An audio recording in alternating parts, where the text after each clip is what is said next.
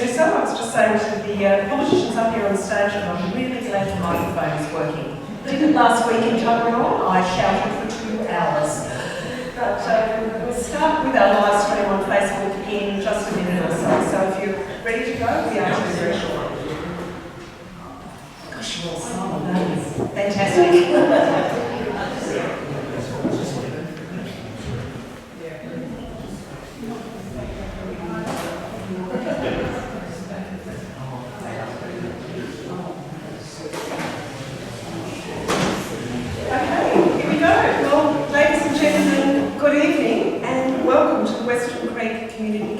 Virtual electoral forum. And this is a guaranteed COVID-safe way to find out more about the politics, the promises, the issues, what will decide your vote in your neighbourhood.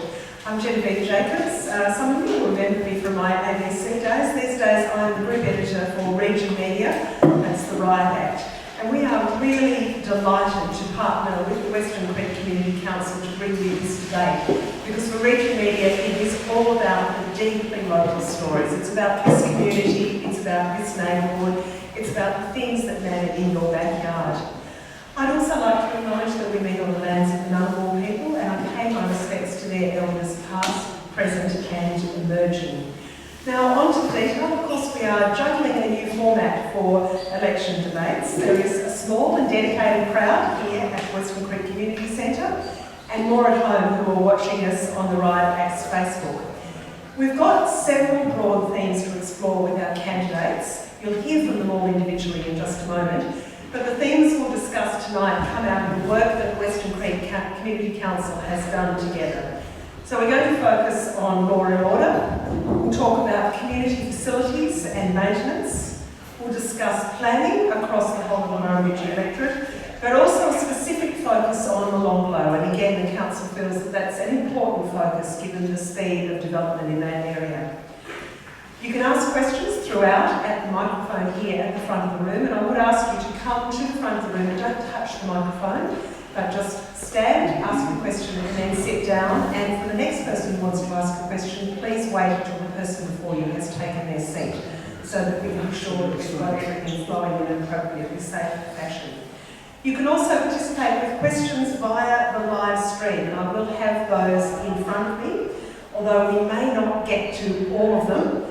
I've endeavoured with my own questions to farm them out on the basis of political parties and allegiances, but to make sure as much as possible that we hear from everyone on everything, if we can manage that. So our candidates for Murrumbidgee who are with us here tonight are over on your left, actually, as it happens, from ACT Labor, Beck Cody and Tim Dawson. Next to Beck is Emma Davidson from the Greens. Behind her, Robert Knight from the Canberra Progressives. Independent Fiona Carrick behind Robert, and then a clutch of Liberal candidates, 5 of them at the front, Julia Jones. Sarah Sweeney behind her, Ed Cox at the back, Amadeek Singh and Jeremy Hansen. So we're now going to go to some extremely brief statements from them. They're on a timekeeper and it is 2 minutes only. And actually, yeah, David, I might start with you.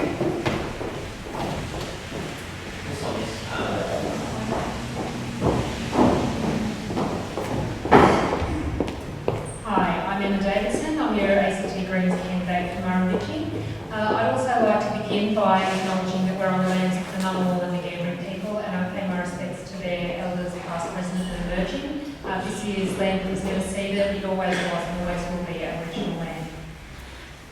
Look, I guess I'm here tonight because, like a lot of you, I care deeply about the community that I live in. I've lived in the suburbs of Woden and Western Creek for 25 years, and I, over that time, have seen a lot of change. Murrumbidgee as an electorate is a real patchwork quilt. It's a beautiful area with a huge diversity of people in different stages of life, with different interests, with different needs, and looking for different kinds of things out of their community facilities. In Weston and Molonglo, you're seeing some of that diversity of different lives and different stages, and I think that's something that we really need to work very hard on to make sure that we've got the right infrastructure to meet everyone's needs. to make sure that there are sports and arts facilities, that we have the right public health and public education infrastructure, to make sure that this is a city everyone can get around easily and safely, and to make sure that everyone here is able to get access to good work and good safe housing as well. So there's a lot of work that we still need to do here, and I think that it's really important that you have someone on the crossbench in the Assembly who's not part of the government, not part of the opposition, but can ask questions and get things on the public record. Caroline Lacuta has done some amazing work for you for the last 4 years.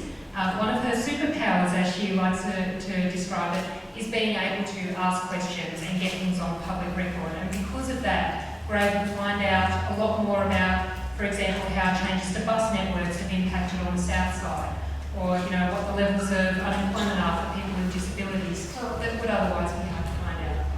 Thank you. Okay, Julia Jones, I don't think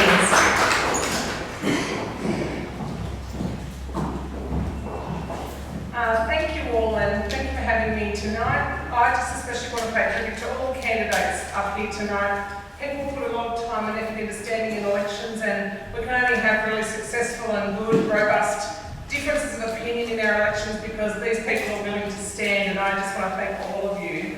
I was pleased to announce this week that we will recruit 130 additional police for the ACT if elected to government, and 100 additional firefighters. That we will build a fire and ambulance station in the new Molonglo shopping district, and that we will upgrade the Fisher shops, the Duffy shops, get a toilet at Chapman shops.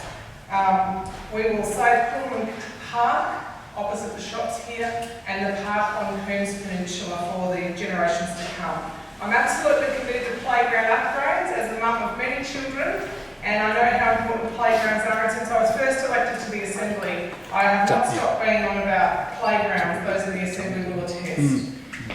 We will fix the Coons shops debacle, we'll get some tenants happening in there, and get the shopping area fast-tracked. At the last election, we already agreed from Molonglo Valley, we announced that we would hurry and fast-track a new shopping area from Molonglo Valley, and we will continue to do that. We will keep the Curtin horse paddocks as a community asset, and we will stop high-rise buildings going up and down that avenue without a proper conversation with the community. We will upgrade our hospital to 30 operating theatres, and this is our promise for this area, so that we can have better access to specialists and operations when we need them. I love being a local of Duffy. I walk around the area, and I think under COVID we've started to enjoy our suburbs even more because we've realised how important they are, and I've always had fantastic neighbours in the ACT, in both Revette and Duffy, and our community is strong. Thank you so much. Nick Toby, let's go to you.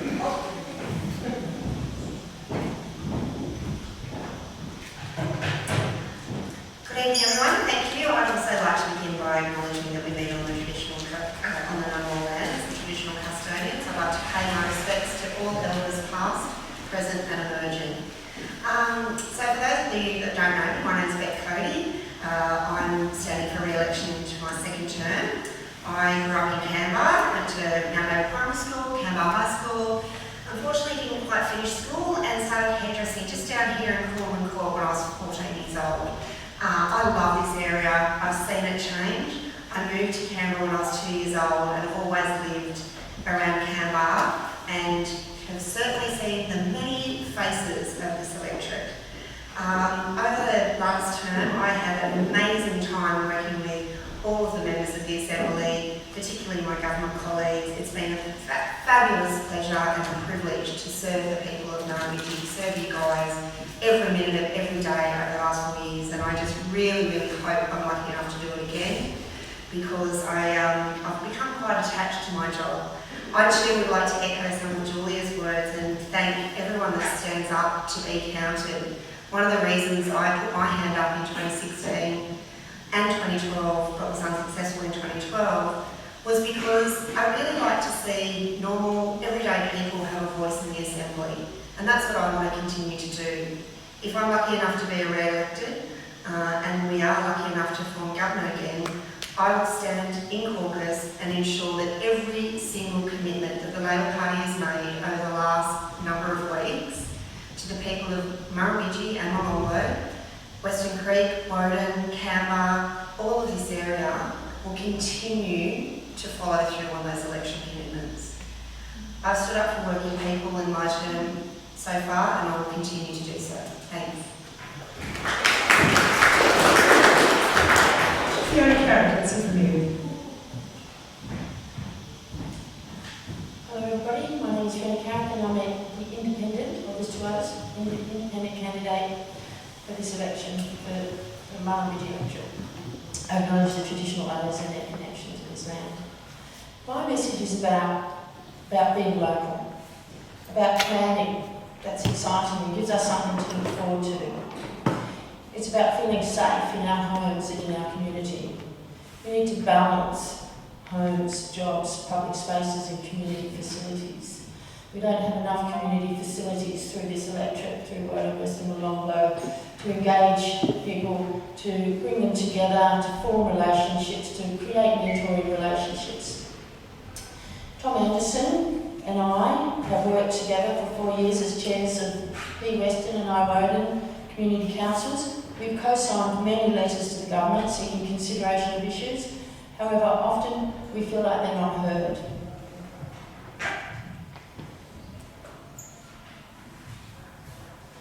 I am a lifelong Southsider. I've got a strong track record, having successfully advocated for a new CIT in Woden, a new community centre for Woden Community Services, the retention of 3 hectares of Edison Park from the expansion of the cemetery, upgrades to the town square, and after hours access to the library.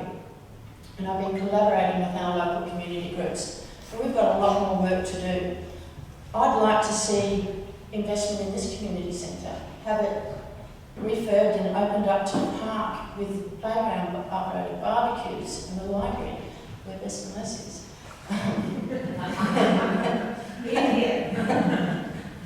You've got to be proactive in your planning and you've got to guide where it's going and make it happen.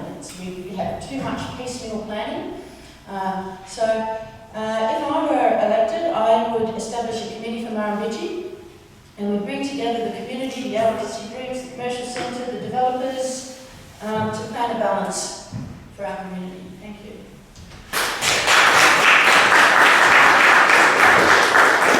Ed Cox, I'll go to you next.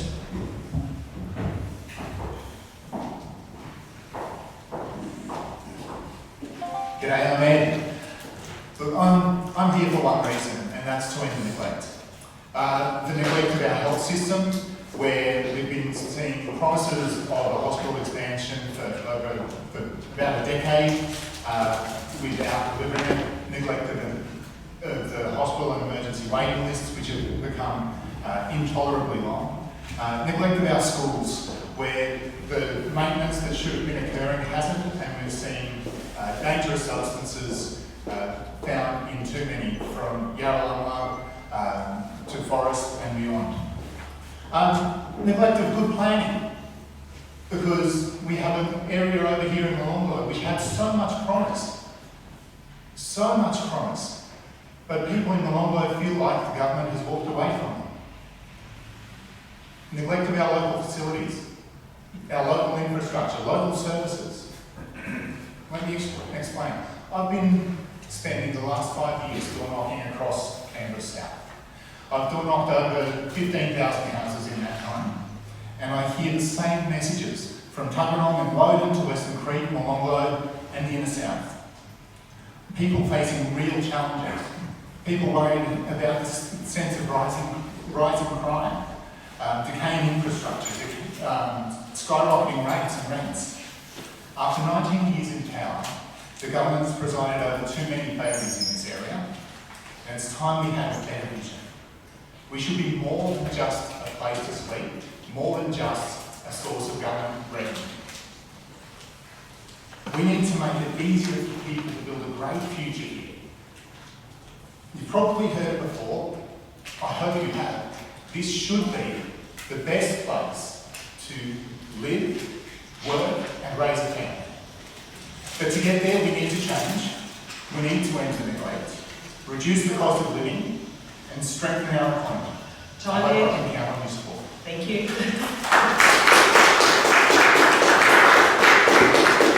I should have bought the shepherd's crook. You know, I'm from a farming family, and the shepherd's crook can be useful. Okay, Tim Dobson, let's hear from you. I'd like to pay my respects to the traditional owners of this land, the elders past, present, and emerging. Just like to say at the beginning, I actually do believe this is the best place to live, work and raise a family, and I'm proud of that. And that's one of the reasons I'm standing. I think our community is beautiful, and I think it's people standing who want to make it better. But I think it's a beautiful place. And I'm ready my community. I'm working here in our wonderful public schools, which I think do great work every single day. And that's one of the reasons I'm also standing, is to make sure that our public schools get the support and students continue to get the support that they need.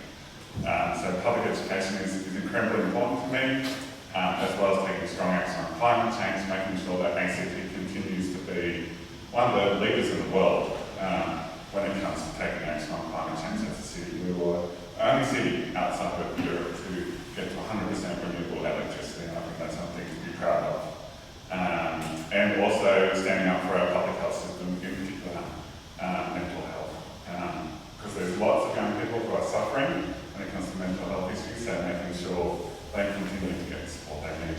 And lastly, early childhood education, I think is incredibly important. I have an 18-month-old son, so making sure that our early childhood education is expanded so that 3-year-olds can start going to preschool. I think is a fantastic idea and proposal from Labor, and making sure that all children get the education they need. So that's the reason why I'm standing. Thanks, Tim.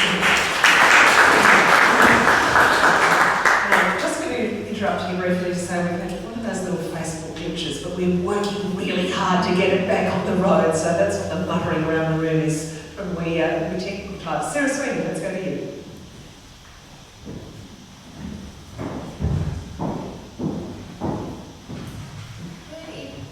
Good evening, everyone. I'm Sarah Swain. I'd like to thank you guys all for coming out tonight in the pouring rain. So thank you very much. I am a wife, a mum, a daughter, and I'm just like you or someone that you know. But I'm standing up here because I'd like to see a change in Canberra. So I've got 2 little boys, and I would like to see Canberra that they can afford to stay in. Rising housing prices in Canberra are going to crush a lot of people out. The cost of living in Canberra is just exorbitant, and we're not getting services that we deserve for the amount that we are paying here in Canberra. If this continues the way that we're going, my boys aren't going to be able to afford to stay here. And I'm sure a lot of your children, your grandchildren, your neighbours aren't going to be able to afford to stay here either. And that's only going to push our prices and our cost of living up even further. We need to have better services down here in the south. We've been neglected for far too long. I come from a hairdressing background, similar to that.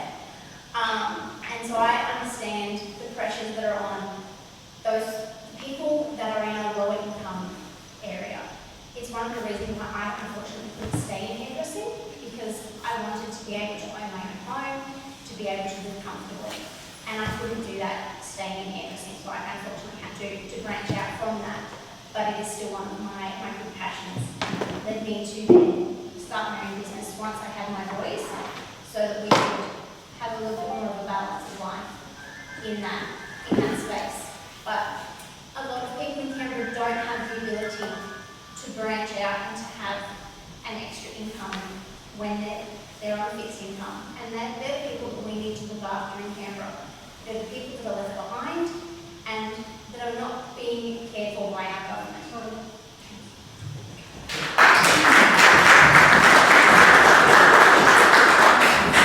Robert Knight, let's go to you. Hi Ron, and thanks so much for the opportunity to be here. It's great for people representing minority such as myself to come out and speak to you. So a little bit about me. I live here in Darren. I was born in Canberra Hospital. I grew up on the north side. I went to college, for joining the army when I was an 18-year-old, and I spent a total of 21 years in uniform for getting out 5 years ago. Since then I've done work in the federal public service, the ACT public service, and I've also had a year's stint in private enterprise and the defence industry. So I think I bring a fairly broad set of experiences and good experience to bring to the Legislative Assembly. A little bit about the Canberra Progressives. We are the ACT branch of the Australian Progressives. We're a group of people who didn't see a natural home in any of the major parties, like the Liberal or Greens. We're tired of being governed by people who are beholden to vested interests. We want to see the banishment of private money out of politics as much as possible. We want to see ethics and integrity returned. We want to see visionary leadership, long-term plans rather than election cycle short-termism. And that's the kind of mentality we're trying to bring to the ACT Legislative Assembly as well. In our unicameral system, a single house, we obviously we're doing ourselves a disservice by not having an effective crossbench who aren't in bed with the government of the day. We're here to tell you, if we're elected, we're not making any deals with either side, and we will form a crossbench holding the government of the day to account without having that one arm tied behind our back by being in bed with the government. So, thank you. That's all this.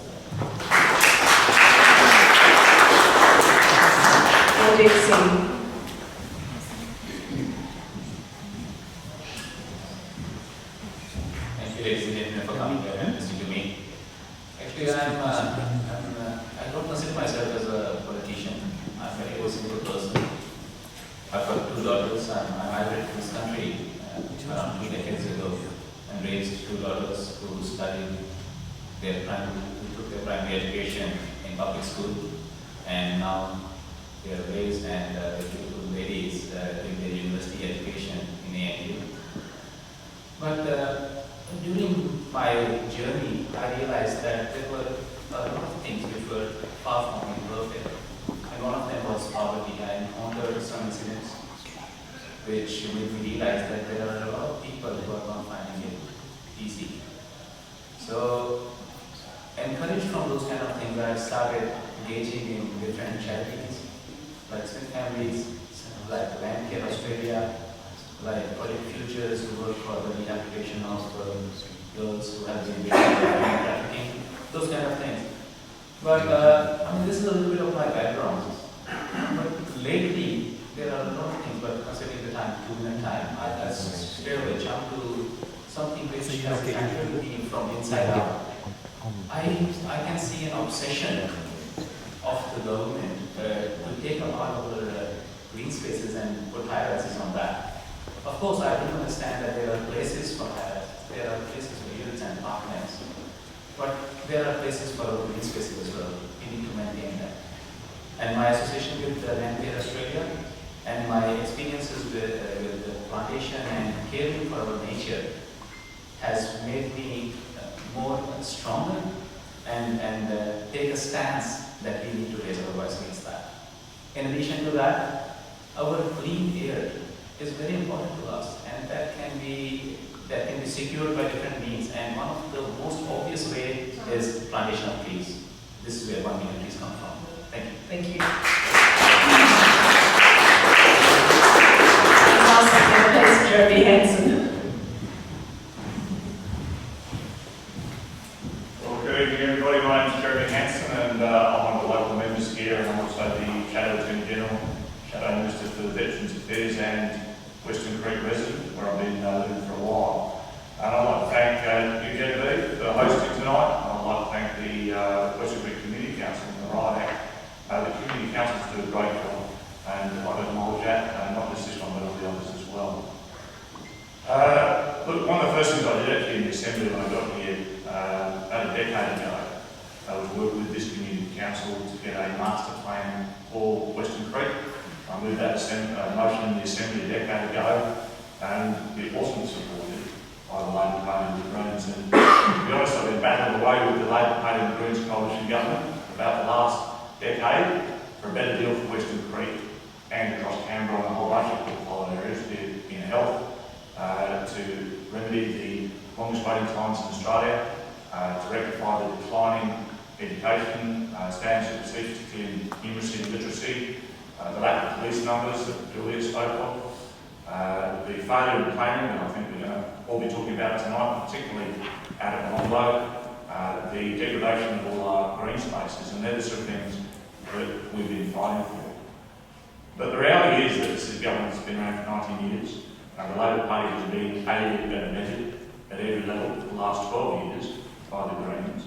And I think as very politically literate people in the ACT, you would understand that 23 years of any one side of government, in this case the coalition Labor Greens government, is a bad thing for democracy.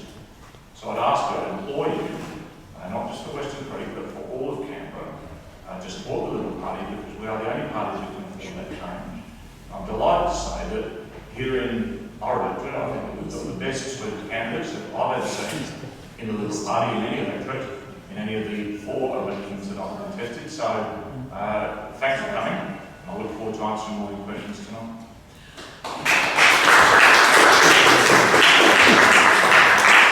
Thank you all very much for getting to time. That's an impressive achievement just to begin with. Now, we are still struggling slightly with the Facebook issues, but isn't it ever thus? The technology does always let you down. However, we're filming and recording, so no matter what happens, this will be available.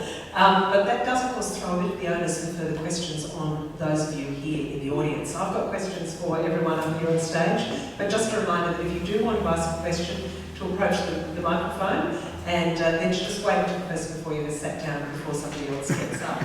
We're going to start with law and order, and obviously this has been given particular point by the very tragic events of the last couple of days and the apparent stabbing death of a teenage boy at the Western Creek skate park. Just on that, I would urge you to just exercise some caution in both your responses and also in any questions. Charges have not been laid as yet. In our conversations with the police, they're still seeking information, so we certainly don't want to do anything that prejudices a fair trial or an arrest or anything like that. So let's just be cautious about how we approach it and take this to the broader issues that there are for this community. Julia Jones, I want to start with you. Western Creek Community Council says they have been asking for years for more police. Now they say that the promises from the government of 60 new police across the territory don't add up to a palpable greater presence here. What's your response? Yes, thank you, Genevieve.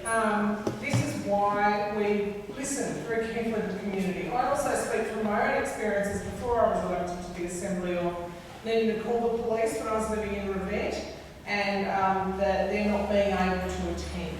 And so when I first started in the Assembly, one of the things I was really keen to find out about was why do we have that situation? What can be done about it? And I was very proud just in the last couple of days to announce that we will recruit 130 additional police. This will take us to a policing level in the ACT, which is the Australian average and pretty much New South Wales. So that's my commitment, and I think it's a good one, because while we don't want to have to deal with the police often, when we do need them, we need them to be able to attend. Okay. Fiona Carrick, I'm interested in your take on this, because the response from government is that the crime rates don't necessarily match the perception that criminal activity is growing in this area. And look, indeed, there's been some response from the police that says, well, look, we're not sure that there is actually an increase in crime. So what's your description of what's really taking place here on the ground in Western Creek? Well, I have spent a lot of time standing outside Criminal Court, handing out flyers and speaking to the homeless people. They've been assaulted. They feel scared of some youth that are wandering around the area. There is constant complaints about hooning, not only here but across the area, the whole area. But particularly here in Western Creek, it's an ongoing issue. Warragamba Drive down the side of Duffy and Holder is, I was walking down there, letterbox dropping, and 3 people came out of that street to talk to me about it. There's vandalism, there's home invasions, there's people that feel afraid in their houses and to walk between, around the streets. So I think it's more than just a perception. I think it is actually happening, that there is high levels of antisocial behaviour, and there is, we do need to do something about it. I do believe we need to increase the presence of police, like more police officers, so they're available. And there's other things like lighting and activating the areas, more community facilities to build community and engage people and try to stop them, like to guide them away from hanging out in gangs and groups, and providing support for housing and learning pathways and jobs and mental health and all those other social things that need to be done to support people and their families. Okay, Jeremy Hanson, I want to go to you as Shadow Attorney General. You'd be actually guided by the actual crime figures, wouldn't you? Because there's clearly a perception here that things are difficult, more dangerous than they used to be, that people are facing property crime and other issues. But you can't make law and order promises solely on the basis that they meet people's perceptions. You've got to be careful about resources. I think it's a lot more than perception. If you look at the crime statistics over the last decade, you just look at the ANC and the numbers there of people who've been incarcerated. That isn't our capacity than it used to be. There's a lot more crime going on in the ACT. I spent a lot of time on the ground, as you might have seen, at the outside of Plymouth Court. The rest of us, many of the candidates. And you speak to many of the residents of Mount View Estate, other areas around the shopping centre of Weston Creek. There's no question that there is an increase in crime, and not just in, I think, the volume of crime, but in the nature of it. Across this town we've seen a biking war that has erupted over the last few years. We've seen a significant increase in, I think, the number and complexity of domestic violence cases, and there's no question that our police are stretched. You speak to the Australian Federal Police Association, they'll tell you that their numbers are stretched. We talk to police on the beat, and they'll say that we want to respond, but what they're doing is triaging. And I can't remember when I last saw police on the beat until the last few days. I've actually probably seen more police around Weston Creek in the last few days than I've seen in the last decade. So there's no question that there is a lack of police. It is a complex problem, and no one's pretending that just simply more police is the singular answer. But it's a very important part of the question, because if you want to prevent crime, you've got to have proactive policing, and that's not happening. Okay. And Cody, I'd like you to respond on those general issues that Julia and Gerda and Jeremy have mentioned. But there's some specifics in this too. Now, there's been a call from the Western Creek Community Council for a police station for a long time. There's been a promise of a police station in Molonglo. It's a solid 12 to 15 minutes for a call out from Woden, depending on where you are in this area. Now, arguably, if you've got an active burglary taking place by the time the police turn up within 15 minutes of the 12 to 15 minutes of the police, the robbers are somewhere on their way to, I don't know where, somewhere around the range. So, what's the hold up here? What's the hold up with the policing facilities for this community? Sorry, I just wanted to make sure I had a microphone that I couldn't report that. I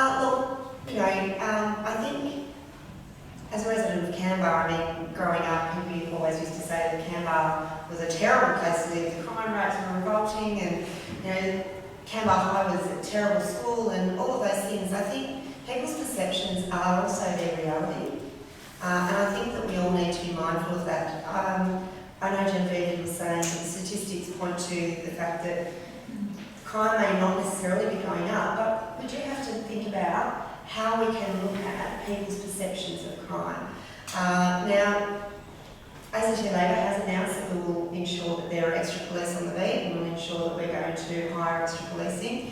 And in fact, Minister Gentleman, who's the Minister for Policing and Emergency Services, yesterday made an announcement to say that the policing numbers that ACT Labor are talking about are on top of the current rate of attrition. So we're looking to keep the current level of policing and then increase that as well. I have to agree with some of what Fiona said. It's not just policing that is the issue here. And I know that antisocial behaviour is really difficult, and police do have to act on statistics. Unfortunately, it's like every other job that people do. The police do a fantastic job here in Canberra. I know myself, over the years, we've all come across police. We've unfortunately, in some circumstances, had to deal with them ourselves, I'm sure. They're wonderful people, they have a job to do, and they do it really, really well, and I think it's really important to remember that. But they also do have to respond to statistics, and I would implore anyone that is witnessing or feeling unsafe or wanting to raise awareness of some of the antisocial behaviour that's happening around them, to ring the 13144 number and report that behaviour. Sometimes police may not attend, but they will always record that behaviour. They keep an eye on what's happening in the area, and they can target specific instances with the right way to help address those concerns. Okay, thank you. Yes, I'll go to you in just a moment, if I can. Emma Davidson, I just want to pick up on something Fiona Carrick said about hooming a moment ago, and that being a major issue in the area. Talk to me about how you control that, and how you respond to the idea that more police is the answer. Bex just said we've got to meet people's perceptions. Where do you stand? Yeah, look, the ACT Greens do support having more community policing. We've seen the effects of police being more mobile and being more engaged in getting to know their community more with domestic and family violence and mental health call-outs, which, is unfortunately a huge proportion of the work that they're doing. But, we can't just be looking at, what happens after criminal activity has occurred. What we need to be looking at is better sports and arts facilities and community facilities, having more youth workers available and more community services workers available, so that we can get real engagement with who's living in our community and help people to work on things that will really make life better for everyone. This is the sort of approach that makes the whole community safer. We also want to take a justice reinvestment approach, so that if a crime has been committed, we're supporting people to re-engage with the community safely and to reduce recidivism, so that in the long term, the whole community is safer and a better place for everyone. Okay, Robert Knight, where do progressives stand on this police issue? Here, our community is saying that they simply don't have enough police. Those crime stats are, I think, a slightly different question, but whose needs do you respond to? Because I'm getting a universal message here that more police are pretty much the answer from everyone. Yeah, sure. Well, we definitely support, there is a need for more police, and we would support increasing our police numbers. I'll echo what Fiona has said.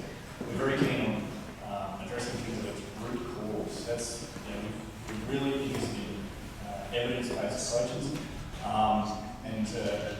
I think we've got to look at things like socioeconomic disadvantage, how we address that, how we get that advantage. Another thing I'm particularly interested in is urban design. When you start talking about perceptions of safety and crime, if you've got areas that are not well lit, there's not the eyes on the street, which is that sort of passive surveillance of the public areas. This is where you start getting this sort of antisocial behaviour. It's basically empowered. I think we certainly have a long way to go in that space. So that's the sort of approach we would take, looking at how things are being. Okay, terrific. Now, we can go to you. My name is Chris Wilson, and I used to be on the committee of the Weston Community Council, although I'm not at the moment. What I have to say is perhaps more of a comment than an actual question. I volunteer up at Featherstone Gardens, and recently we've been going up every Wednesday morning, just a few of us, to do weeding during the COVID lockdown. And last Wednesday and again this morning, I heard of several incidents of burglaries at Mountain View, a number at Mountain View, not simply one or two. People's houses being entered, whether they were there or not. In one case, a burglar came into the garage of someone whose house had been entered just a couple of days before, and the burglar held up the keys to the car which he'd stolen, and he said to the owner of the house, "I'm taking your car." Now, this was one of at least three that I heard of directly from someone who lives at Mountain View. And another case that I was told about this morning was an elderly woman in Duffy whose house was invaded. They demanded keys and money, and she said, she's a woman of 80, she said, "I can't remember, I don't know." And they said, "Why don't you know?" She said, "I've got Alzheimer's disease," which she has. Now, they took her car, and I presume it'll be burned out somewhere out on the Potter Road or Erie Road or something. But there are incidents happening. This is not just anecdotal. And I'm quite sure that there's a rise, maybe just recently, that it's not just anecdotal, it's not just a statistic that doesn't happen. It's happening now. Okay. All right. Look, I'm going to take that as a comment and go to perhaps another question. We have a question for someone. Just a question, it's a little bit of a query.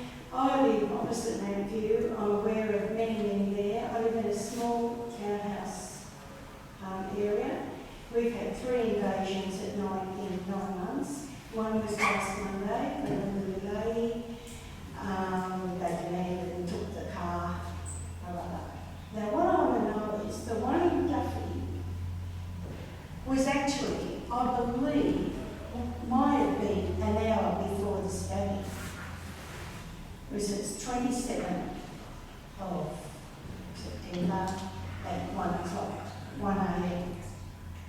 It could have been the night before. The person who posted it may have the AM correct. But what I want to know is, really want to know, this has been going on for so long and there is no reporting. And the police come on and tell us, it's getting better. Well, what have we got to judge it by? When around me, I'm terrified. A locksmith came to my place. The lady on Monday last Monday was 2 doors away from me. I'm very secure, but I still got a locksmith in. I had to get cameras and a few other things. Now, he said to me, I said, is there more of this? And he said, you don't know half of it. He said, I did 4 this morning, and I did the complete house. They were all home invasions. I think if we could just turn this into a question perhaps about police response times, which is where this sort of might profitably lead, because we... No, I want to know what was reported to the public. Okay. Look, I think, Becca, I'm not sure if you have a response on this. We do have... The relationship with the police is always an interesting one. Certainly, as a journalist, we make a lot of requests of the police to give us concrete answers and figures. But Beck, if you'd like to respond to that, and we might then move on in a moment onto community facilities and maintenance in order to get through everything we need to discuss. Go ahead. Look, the police, I don't have direct answers to that. I don't have direct answers to the specific question, or I'm terribly sorry. I asked you. Okay, let's let Beck respond. I don't have specific. I don't have a specific response to that question. However, it is part of the policing model that the ACT policing is moving to, is to have people out in the community more often. So not necessarily sitting back at the station, but out in their cars in the community, so that their response times can reduce, so that they can get to these crimes faster. And look, I would say that the reporting question, from my experience as a journalist, talking often to the police, is that is a matter for the police to make the judgments on. That's not something that politicians particularly have control over, and there are often operational reasons for that, difficult as that may be to understand. Julia Jones, I'll just give you a quick chance to respond, because this is your shadow portfolio area. Yes, Beck and I actually both sit on the Justice and Community Safety Committee, and we've just brought down a report in the last couple of days into the policing arrangements for the ACT. And it is my belief that in the next round of agreement with the AFP, we need to significantly tighten the agreement so that we get more specifics out of it. For the police, I'm worried about their mental health and the treatment of police who have mental injuries on the job from trauma. I don't believe we're doing it as well as we need to. And in order to achieve that kind of cultural change, I want to see a little bit more separation from AFP. I'm happy for us to continue with the model, but so long as we can get a bit more separation, because I want to change the culture inside policing for those people. As far as those of us experiencing crime on the ground, I trust the people of the electorate who are telling me that there's an increase. I think Mountain View continues to come up in conversations all the time. So that is a specific job we need to get the police onto now. Right? That is something which I suspect is being addressed after our community meeting the other day, and I would, as soon as we're off the campaign trail, I will follow that up. But I think in caretaker, it's very difficult. But I really would like to see peace return to that particular area as well. Okay, look, let's move on. I did want to tell you that unfortunately Facebook has had a disaster. I think we've established that it's Facebook's problem, not anything that's going on here. We're continuing to film the event with John, and we're going to record the whole thing. We'll put that up in the Right Act as soon as we're able to do so. So I do apologise, but it's a cosy little conversation between those of us who are here in the Weston Creek Community Centre. So I do apologise for that. Look, I want to move on. I'll have more time to address some of these questions towards the end of the debate, but we'll keep things rolling along. So if you didn't reach that and you'd like to raise a question again when we get to the space at the end, we have allocated some time to reach all of that. But let's move on to community facilities and maintenance, which is another major issue for the Community Council. Beck, coming back to you again, we're in the community centre. Council say they've been asking for an upgrade for 15 years. Is there a timeline on refreshing the community facilities here in Weston Creek, and particularly the community centre? Beloved as it no doubt is, what's the timeline? I'm not sure if there is a timeline. I'm terribly sorry. I'm going to be completely honest today. I do know that there has been an announcement just this week about a new community facilities being built out in the Molonglo area. And I know that there are still some announcements to come out, particularly around sporting facilities and community facilities. Yesterday's announcement was that there will be a brand new community facility in the Molonglo Valley area, which will include a library. And the whole co-design of that will occur with the community, which will also assist to help, give a space there for people to gather, for people to get involved. Yes, this community facility probably does need a little bit of a facelift, and I did raise it with the minister at the time, Minister Orr, about particularly Weston Creek here. She has had a tour of all of the community facilities across the ACT, and I know she did come here. Hopefully, if I'm re-elected, I'd absolutely be requesting the government have a look at this and see what we can do to make it a little bit brighter, a little bit cheerier, and a bit of a refresh. I don't think it'd go astray. I think we can say that beloved though the centre is, it's tiring just a little. Sarah Swindley, the community says that they need an upgrade for any number of things in this area, the Fisher and Duffin shops, for example. And look, the community facilities everywhere need maintenance. I mean, is it your perception that the community shows evidence of being cared for? Is there a real lack? After speaking with a lot of members in the community as I've been out door knocking and letterboxing, it has come up time and time again that the area has been neglected and just let go. A lot of time and effort has been put into the north side of Canberra, and we're just not seeing it down here. Fisher shops especially have been raised with me quite a number of times. There's a lot of other areas that are getting bits and pieces, but not the shops that do need them. And if we don't have the upgrades in the shops, we're not encouraging businesses to be there. If we don't have the businesses, then it's a rolling ball that just keeps on getting worse. So there is a lot of neglect and it needs to be addressed. Okay, Tim Dawson, we're going to go to you. You've got a young family, part of the changing demographic here, and this is an area that's seeing a lot of growth in some of those new suburbs. Now, we've just heard Beck mention the library announcement. That's been an urgent need. The mobile library ceased, I think, around about 2014, and there's been no easy access to a library for anyone who's at home or who struggles to travel.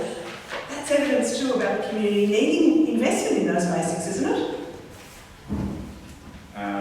Yes, absolutely, and that's why Labor has announced that there will be a new library in the Molonglo area. I think that's a fantastic investment in the future, but also in all that children now. And we'll talk about community spaces, places for people to meet. Libraries are one of the best places to have. So I think that a new library in Molonglo will be great for students, it will be great for seniors in our community, and I think it will be great for the community as a whole, as a place to meet, and good for young children in particular. So I think investments in libraries are one of the best public investments that you can have, and I'm really happy that yesterday Labor announced that if we're elected, there will be a new library in Molonglo. Robin Knight, how would you compare the town centre to others? I mean, how does the attention and care for the heart of this area honestly measure up? And I'm conscious after doing a lot of these community debates, a lot of people feel that various areas are neglected.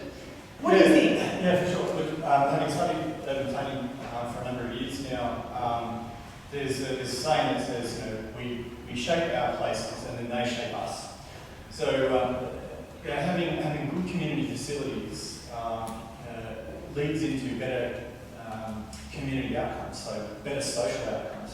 When you've built, when urban design isn't the greatest, and dare I say it, in the 1960s and 70s when places like this were built, were not the greatest at times in terms of good urban design outcomes, it's sometimes very hard to fix those sorts of mistakes. I'm not saying that this is one of those mistakes, but it's certainly they've got the hallmarks of it that we can seriously improve on.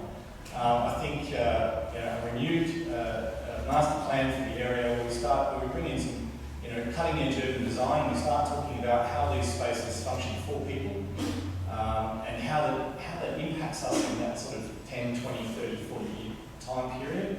We need to start thinking like that rather than just simply saying we want a new basketball court, we want a new tennis court, something like that. It's actually, we've actually got to look at how that's going to work in the community and work with other spaces, how we use it, how we walk around it, how we access it, that kind of stuff.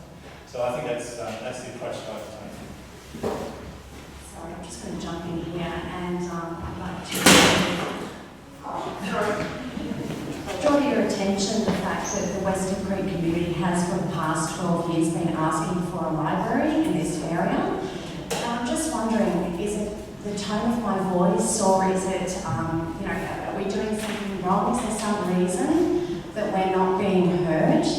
You've just taken something that's very dear to everyone in our electorate, something that's a wish for us, and you're putting it somewhere else, and it would actually be better suited in this community. And I just wonder, are we doing something wrong? Because Labor has promised about 20 years worth of development in one hit in the Molonglo area. All we've been asking for quite some time is a library and an update on our community centre, and there's no commitment to it, and I just think it's actually disgraceful because I just don't think that anyone's listening and we're feeling ignored. Okay? Jeremy, I'm going to give you a chance to respond on that. Certainly there's an announcement from Labor, but I think as the council says, that's also been a long time coming, and the library goes to Molonglo rather than here in Western Creek. I've personally been a long-term supporter of the library here. We certainly took that to the last election.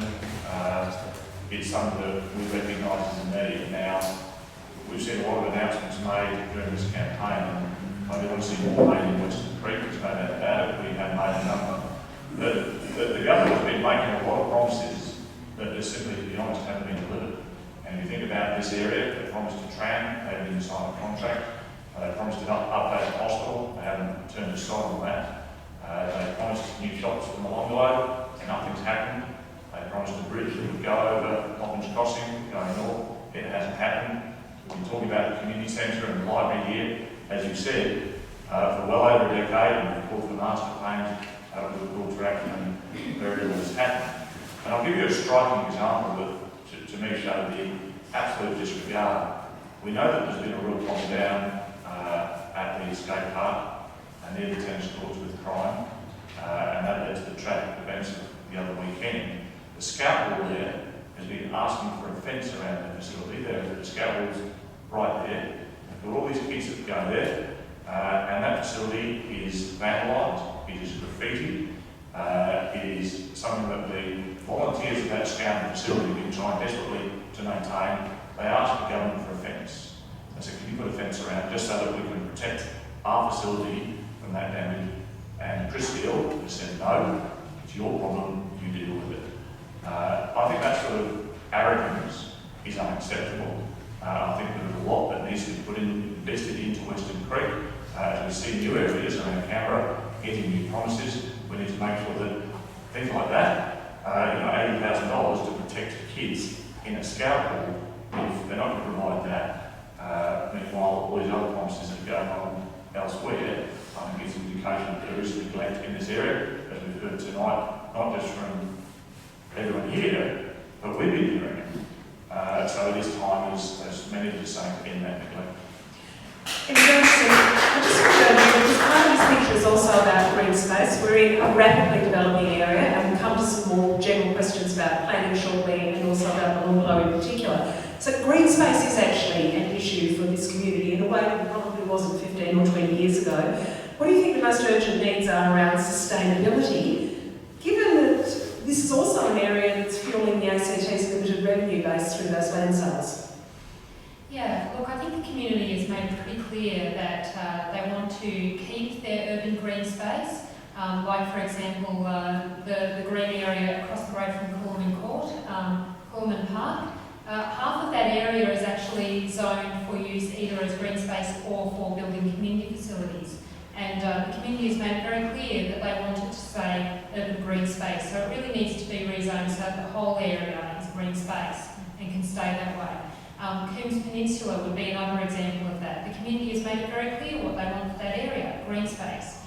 What we need to do with the amount of urban infill that's happening and increasing population in our communities is make sure that we're protecting those green spaces so that people have somewhere to go for recreational use, so that we have those wildlife corridors and connect them up, so that we have somewhere to mitigate the impacts of climate change with, heat during the summer. We need those trees and we need that grass and we need those permeable surfaces. So it's very important not just to say, yeah, we want to have green space, but make a plan for how we protect it, zone it correctly, and activate the area so that the community can really enjoy that area that they've got. Okay, I think we've got a question here. Go ahead. Ian Anderson, been involved with Scouts and Guides for many years at the moment. I'm a gymnastics club, and we are trying to make up for the poor family of the Bungalow. Our numbers when I first got here in the 80s were about 20. We got up equipment, we put it down because we only had 20 kids and they weren't about in school. Now we're at the older one. We have 1,200. We have waiting lists. We are catering to 9 months old with the gym, all the way up to the seniors of the 76, which one. My question is, why is there no facility set up in Molonglo for indoor recreation? You talk about we need somewhere for the kids to go, we need somewhere great for green spaces, I'm all for them. That's outside, we also need them inside. Canberra gets colder. And with that, an indoor facility, we've proposed the tennis courts. If you go along Ronnie Street, it's like there's the church, there's the school, there's the gym. There's some vacant tennis courts in the middle there, right? There's the school, there's the church, and there's a slope, right? We would like to extend, and we're looking at money. We've got some, and we've got access to some, and we're trying to get an extension built so that we can have this for the increase in numbers who are looking for this facility within the Wellington, Western Creek and Longlow. When I spoke to the politicians, yes, that's fine. And then you go, and they go, oh, but we can't possibly rezone it. And we're like, it's a tennis court that nobody uses. There might be, I did actually see 2 girls falling over because it is horrible. It's terrible, it's a health hazard, and quite frankly, if they fell over, it'd be interesting to see the lawsuit. But anyway, my question is, where are the facilities, the indoor facilities, for Molonglo and for Western Creek? Okay, so now we are going to address the zoning question just shortly. Oh. So that's okay. No, I forgot something. I think you've got No. Just a quick point of order. Did you get apologies for this meeting? No, I haven't been handed any. So the ones that aren't here haven't apologised. Thank you. No. Okay. Julia Jones, I'm going to give you a chance to answer this because you're keen to get in there, but I've got a subsidiary question for you. Off you go. And that is, we're talking about the need for all of these facilities, and you're not in agreement saying that this is important and we can see the need for indoor facilities in this area. But if we look at these facilities, schools, roads, green space, playgrounds, sporting facilities, footpaths, bike paths, where does the money come from, realistically? And, the argument of this election has all been about cost of living and how this is all going to be funded. The Liberal Party saying cost of living is a critical issue. The Labor Party saying, yes, but how are you going to pay for this? The rate freeze, no more payroll tax among your other cost of living measures. So agree, but tell us how you pay for it. Thank you. I'll just go first of all to the comment that came from the floor about the tennis courts. I know those tennis courts very well. I've tried to negotiate with the schools to see if they wanted that space and then to take that to the government. But I'm really glad to hear that there's another group interested. I think those tennis courts are a disgrace. They are bitumen, they have weeds growing up through them, the bubbles are rusted, they don't work, they're locked most of the time. I don't know why no one's done anything about it. I guess perhaps it's because no one who's had any power has noticed, right? But I would love to see those tennis courts turn into something for the community, because that was the intention in the first place. I think the competition with the tennis courts here makes it difficult for it to operate as tennis courts, because we have lots of tennis courts here and they are really, really functional. So I'd love to see a change there, and I'm very happy to fight for that to be an indoor sports area. I think that would be a great solution. On the costings, some of our costings have gone to Treasury today. Our entire plan is costed and will be completely released before election day. But what I want to say to people is that the Canberra Liberals are not afraid of financing for building things, okay? And I think most people understand that building things is something that's good to finance because it's used over many generations. So we're comfortable with that, and so we're not necessarily saying every single promise will be funded out of the current bucket. So we're very comfortable with that, and that's the advice from the Reserve Bank for this period of time in our history when we have been through the COVID crisis and we're going through it at the moment, to invest in jobs and to invest in our communities from government. So that's the great power of the Reserve Bank, and we will take that seriously. Okay, thanks, Julia. I think we'll go to another question, and then we might move on to some of those big planning issues. Go ahead, Em. Yeah, hi. Bill Gills, I'm a member of the committee. Question mainly to the Labor Party. Are you going to commit to abandoning the development of the Coolio Park and leaving those poor people alone and not build it during next term or ever? Sorry, which Coolio Park? Oh, the car. Yes. No, Coolio Park. That's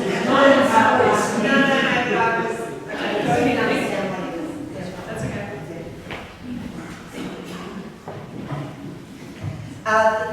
There is a current DA that has gone into planning to put some additional car parking space there, is my understanding. That DA has not yet been approved. So currently, no, there is a green space there. The DA has not yet been approved. All right, thank you. That wasn't my question. No. Okay, but we do need to move on because I do want to get to sort of some of those knotty planning issues, which is, I think, the great Canberra issue. I sometimes feel like I'm on rinse and repeat. I was counting up how many elections I've covered recently, and my gosh, the same questions roll around over and over again. Fiona Carrick, I just want to start with you on this, particularly given your previous community council role. We've had we've got a planning review that's ongoing. We've had some whispers about possible zoning review flagged along with that. What do you think are the priorities? And we've had some questions that referenced zoning. What are the priorities for this community for planning and zoning and regulation? Okay, so firstly, I think of our town centre, is what it is, our town centre, the group centres, and the new one at Molongo. We need to make sure that we review those and in fact redo them to ensure that we have building heights that are appropriate, because Bowden is 16 to 28 stories and 28 stories around the town square. Like, who does that? That is really bad. So that kills that public space. We've got 6 stories on the north side, 5 stories on the south side, and a little green area here, 6 stories. You know, there's no connectivity or balance with, you know, the homes, the jobs, the public spaces and the community facilities. So when we talk, we all want community facilities. In Woden, we've gone backwards. We've lost the kitchen park, the basketball stadium, the bowling greens, the tennis courts, the pool, and the ice skating is now going. Now, if one community loses a whole recreation precinct that doesn't say anything, you've got 10, 20, 30,000 people moving in there with no amenities. So we need to plan things so that we have community facilities in our cores, in our town centres, in our group centres, so that we can all access them with great cycle paths to get here. If you scatter your community facilities around into the suburbs, we've all got to get in our cars and drive. So that is not good for emissions and congestion. If we put our community facilities in our hubs, we are also supporting the small business that it's doing, creating jobs, because parents will drop the child off for basketball or futsal or what have you and go and have a coffee and meet their friends or little bit of shopping. So we have got an absolute vacuum in our planning, so that we're all squabbling over where the multi-purpose sports stadium will be. It should be clearly set out that each area will have one. We shouldn't be having to fight over these things. It should be a well laid out plan about where the demand is or where people are living, so that they've got access to them and it's equitable distribution. I have been standing at the shops showing where all the facilities are, and they are not in the south. And we are in desperate need of them, and we've got to drive to the north all the time on Sunday nights. So we need a comprehensive review of our hubs in order to make sure that we get what we need as communities to thrive. Okay, Emma Davidson, I'm going to go to you on this question. Western Creek Community Council doesn't mind some changes to RZ2, but they're adamantly opposed to any changes to RZ1. Now, of course, the Greens are in an arrangement with the government, with Labor Party to do with the government. That's development friendly in its very essence. Could you commit to ensuring that RZ1 remains and is always RZ1? Look, I think you can see from the work that Caroline McKenna has done over the past 4 years that the Greens are certainly not looking to do whatever property developers ask them to do. One of the things that happened over the last term of the Assembly was an inquiry into urban planning, and Caroline, as chair of the Urban Planning Committee, had quite a large number of recommendations in the report from that inquiry that would increase community voices in urban planning, greater avenues for appeal so that situations like the Manuka Tree don't get repeated, the curtain shots, and making sure that when we're looking at development, that we're looking at the impacts for the entire community. It's really important that we have those community voices in those planning decisions. So if we really want to get serious about community engagement in how this happens in the future, we need to make sure that those recommendations in that report are implemented. And in order to do that, we're going to need a Green in the Assembly who can do that. Ben Cody, I just want to go to you on this planning issue. The Council here has ongoing concerns about comprehensive planning for both Western Creek and Longbow. I think there's pretty general agreement that the Western Creek Master Plan is outdated. Development in this area generally, though, is absolutely roaring ahead. What are the government's priorities on making sure these suburbs work as livable communities? Having conceived a little bit earlier, as we all did, that maybe that 70s planning was not the greatest, how are we going to avoid making those mistakes with what's popping up? So there's currently a planning refresh happening across the whole of the ACT, and I know that there's a few members that are here tonight that have been involved in some of those discussions because I've been there while they've been involved. And we have seen that some of the planning proposals that have been put forward in the past haven't been agreed to because the community have had their say. And I think that that's a really important point to keep making and to continue to have the discussions with the community. We saw down at the AFP, the former AFP site down here in Weston, there was proposals that have been put up twice down, and twice the community have rejected those proposals because they don't fit with the broader community values. And I think they're the sorts of planning decisions that we have to keep looking at. The planning refresh will help also look at planning across the whole of the ACT, not just satellite, Western Creek has to be this. Western Creek must flow with the Longbow out to Canberra and Tuggeranong, which will then flow, around through Fishery Hume. We can't just individually plan our suburb. We have to plan the whole of the ACT, and that's part of the planning refresh that's underway at the moment. And I'd also like to say that there is absolutely no changes to RZ1 under the current ACT Labor or under a re-elected Labor government. Okay, terrific. Ed Potts, I just want to go to you on these development issues around this area. There have been a couple of instances of developments put forward for double or even more the allowable amount of dwelling units on a site. I did some reading today and Safari comes to mind, but it's not the only one. Would the Liberals support mandatory dwelling unit numbers on individual leases?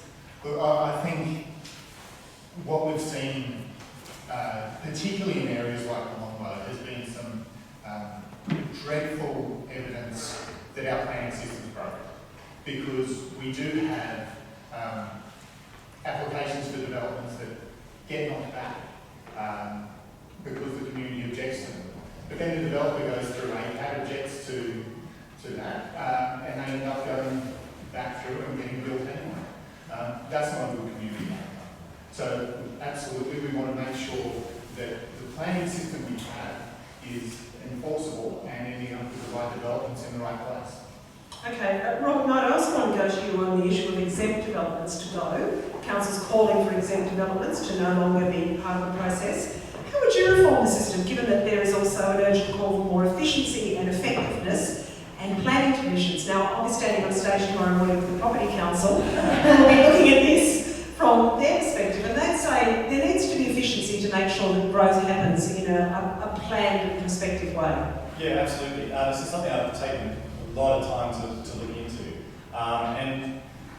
It's great that we're doing a planning refresh, because obviously we all understand, we're all in agreement with planning is broken in the ACT. Rather than just a refresh, I want to see an absolute overhaul, and we need to be looking at the exemplars from around the world. One of the key things that I've looked at is a thing called form-based codes.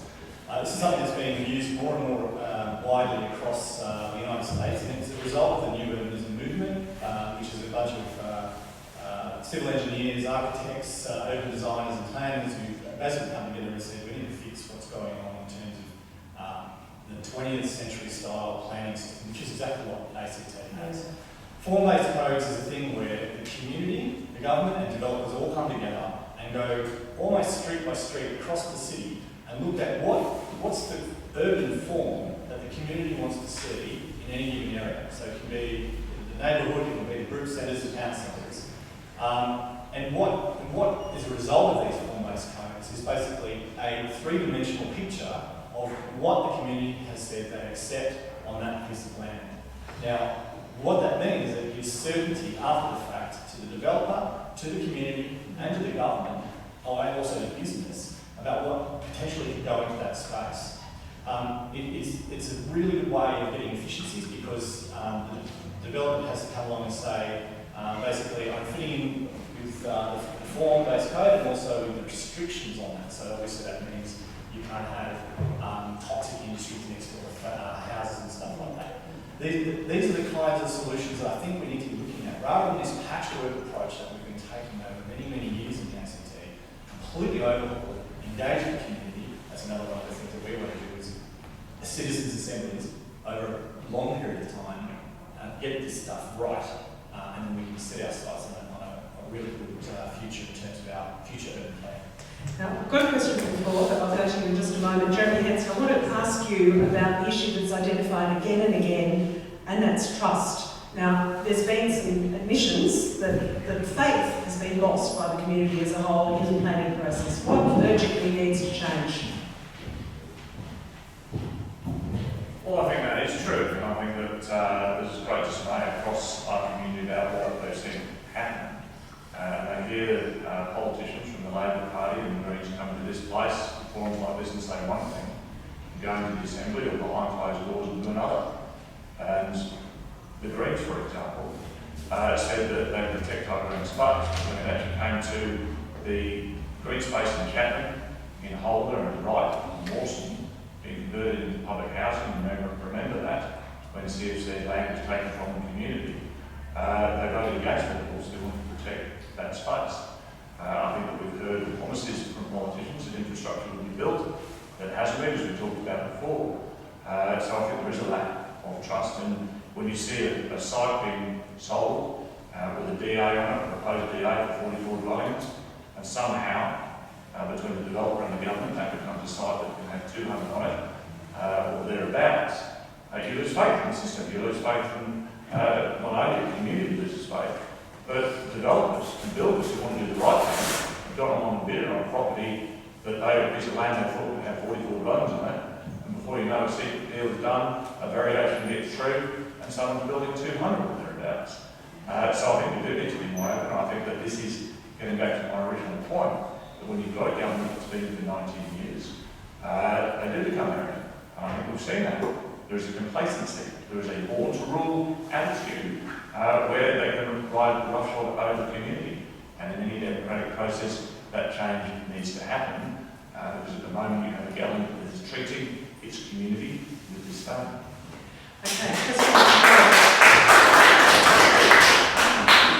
Okay, so based off the flyers in my letterbox, it seems that whoever forms government's next is going to be designing the Molonglo Town Centre. So this is going to be the premier commercial, retail and community hub for 55,000 residents. My question, which is again a vision-based question, what exactly do you imagine that particular town centre to look like? If you form government, or you're influencing government, what will be your priorities for a future Molonglo Town Centre? Ben Cody, let me start with you. It's in your backyard, what are you going to do about it? Now we go the commitment that ACT Lady made, I've lost track of the days, I think it was yesterday, sorry, it was this week, was that we won't design the Molonglo Group Centre without the community's input. Because part of the Molonglo Group Centre will also be community facilities, will also be, as I suggested, a library will all be part of the Molonglo Group Centre. So there will be no design of the Molonglo Group Centre without community input. Now, what I'd like to see there, I'd like to see lots of things there. I'd like to see, a good shop, a nice supermarket, somewhere that you can go and grab coffee from. I'm pretty sure that all those things will be included. I'd really like to see some, parks and some areas where people can get around and sit outside if that's what they'd like to do. I'd like to see the connectivity continue. We've already got new bike paths that are being, extended into the Molonglo area. I think it'd be nice to continue those expansions and to connect the Molonglo Group Centre with the rest of the bike path network so that people can get from there into the city, into Belconnen and down to Tuggeranong. I don't think that that's overreaching. I think that most of the community want to see those sorts of things. As for what types of shops, I'm really not that fussy. I just think as long as we're looking after the workers that work in those businesses, that's a really good thing. And as long as we're looking after the workers while the construction of the site's being undertaken, that's also really important. And that we do sit down with the community, have the conversation and make sure that whatever is built there reflects what the community needs. Okay, let's go. Amadea Singh, I believe you're a Denver and Prospect resident. So, and I know you've got a strong interest in community building. So, what do you think needs to happen with this centre? I think that's a very important thing and which we all look forward to. But I think as the Liberal Party is committed to is a consultative approach. I think this is the most important thing. We do not like telling people what they need. We like to ask people what they need. And this is how we like to deliver. And talking about what just been advised, I think this is something which was committed in 2016 as well. So which we haven't seen any results of that. So that kind of made us lose some kind of trust that if that was something which was committed in 2016 has not been delivered yet, how can we trust that this can happen? But lastly, this might not be exactly reflecting to your question, but our aim should not be the profitability and money only. And I'd like to quote something which I read in Canberra a while ago. In 2009-10, the government earned the return on land sales. It was 34%. It raised to 34% revenue, and for which, in the Chief Minister, then Chief Minister's own words, John Stanhope said he was appalled and mentioned that it needs to be addressed immediately, and they did bring it down to 25% next year. But as of today, today's reports, that return on investment for land sales in 2017-18 was 84%. So it should not be about profitability, it should be about addressing the needs of the community. Thank you. Okay, Emma Davidson, you're not in the Assembly, but the Green who's here representing those who are in the Assembly. How would you like to respond? Yeah, look, it's really important when we're looking at building the Molonglo Valley's commercial centre that we're thinking not just about our needs right now, but our needs for decades to come, You look at how long a commercial centre lasts, and you think about what technologies we might be using in the future and what life might be like by 50 years from now, and that gives you a bit of a clue as to what we need to be thinking about. So this is why we've said that we need the Molonglo Commercial Centre to be powered by renewable energy, not by fossil fuel gas. That is a fuel that is going to become more expensive and more scarce over time. We need to think about the future. So what we build now is sustainable and comfortable for decades to come. We also want to look at making sure that walking and cycle paths are well lit and connect up nicely to that commercial centre, so that you can get from there to, say, community centres, to parks and reserves, and to where people's homes are safely and easily. One of the other things that we want to do is a neighbourhood democracy program where each suburb gets an average of $100,000 to spend on whatever infrastructure projects they would like, in addition to whatever ACT government already has planned. And the purpose of that is to enable a community to have more of a voice in deciding what they want in their local neighbourhood, to enhance their facilities, and to make sure that we're building skills in working together, workshopping together, and finding ways to meet everyone's different needs and understand where each other is coming from. Just stay there, because I was actually about to ask you the next question on Molonglo. We move on to those Molonglo issues specifically, and that's taken us there very nicely. My question relates to what's just been said, if you don't mind me looking that forward. Well, absolutely. You'll have to come up to the microphone to do it. I've heard words tonight such as consult, engage, what you just said. Over the last 10 years, I've been on a consultative group for so many, I've lost track. I can count on the fingers of one hand the number of times that things have been implemented that the community has asked for. What I'd like is information from the various parties on how they intend to consult and how they intend to put into place the things that the community says it wants. Okay, that actually, it's quite nice that we're on the same lines. I wondered about basic community infrastructure, which goes exactly to what Pat is saying about what the community actually wants and needs. We've seen that not work out very well with places like Coombs, right? Sorry, Pat, go ahead. Yeah. The community says one thing. Firstly, one has to define the community, and I know all of this stuff is very important. We've had some words about urban planning, which I found a bit of a breath of fresh air. But what happens is that they talk to a few people, they don't really listen. They hear, but they're not really listening to what is being said. And that's an interface problem. It's a problem of communication. And I haven't seen it improve much.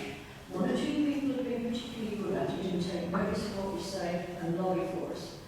But most of them, we just get a letter back saying, yes, well, you better go and see this person, or you better ring up Canberra Connect. That's not good enough. What we want is some real communication in inverted commas, and some listening and some action on what the community says they want. Now, what plans have you got to do that? Okay, you're on your feet, Emily. Did you get the floor for the moment? Because if I go back to what I was saying a moment ago about things like Coombs and Right not turned out particularly well in terms of what the community wants and what the community needs. Let's start with you from the Greens as the priorities of suburban development in this area. Just aside from the Molonglo Group Centre for a moment, how would you ensure better outcomes, as Pat has said?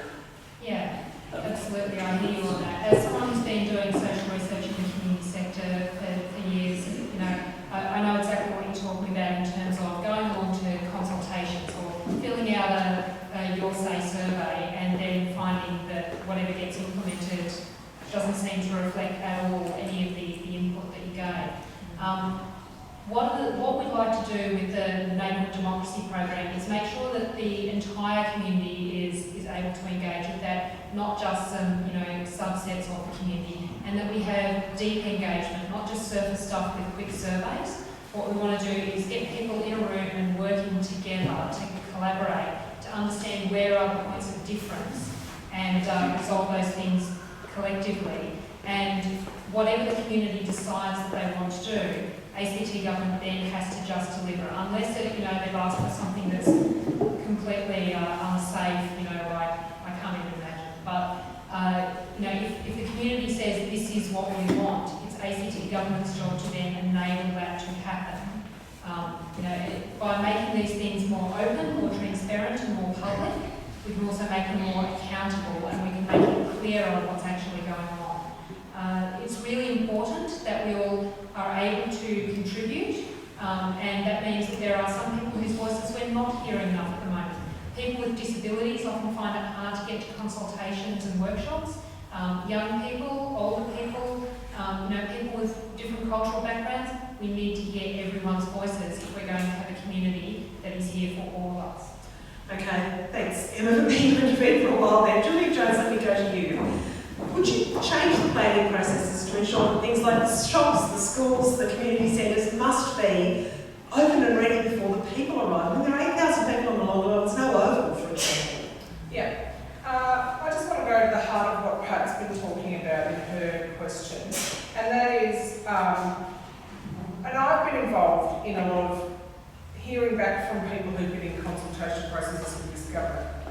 The problem we've got at the moment is a government that makes decisions, then tells the community what they've decided, then asks them if they'd like to consult on the colour, or the shape, or the size of the thing that they've already decided that they're going to give you. The Canberra Liberals, particularly under Alistair Coe, are a very different group, right? Now we will be judged, no doubt, on everything that we do if we are elected to government. But let me simply say, I don't believe fundamentally as a person that I am here to tell you what you need for your community, and I know that my team is very much like that. It's one of the benefits of being in opposition is that you actually are out on the ground listening and talking to people all the time. And I have been highly frustrated, for example, the Coolio Park so-called consultation, where officials came and said to the people who live in those shops, we're not here to discuss whether there is going to be a car park here. We're here to discuss the form of the car park. And the people involved in the consultation were so shocked by this statement, and we all feel like we need to be polite by continuing the conversation, but actually it's abusive in my view. I actually think it's not the way government should act towards the people, and I won't be a part of something that does that. As for how that occurs, there are 100 ways of doing it. You can do it through direct democracy options, you can do it by changing the planning system, but the very people who run the system do matter. And I think we know that the Chief Minister has a very set view of what he thinks Canberra should become, and I think your view is great. Your opinion is great. And I don't have a set view of what Canberra should be. I'm not embarrassed by Canberra. I think Canberra is great. I actually disagree with Robert. I think that the planning in this area was great. In many ways it was really good. There's lots of connected paths. You can go under the main roads. Even this community centre, I think in many ways is cool, right? But we can use it better. There's empty spaces at the back. We can renovate, all that kind of thing. I think the kids' park at the shopping centre here is really well used.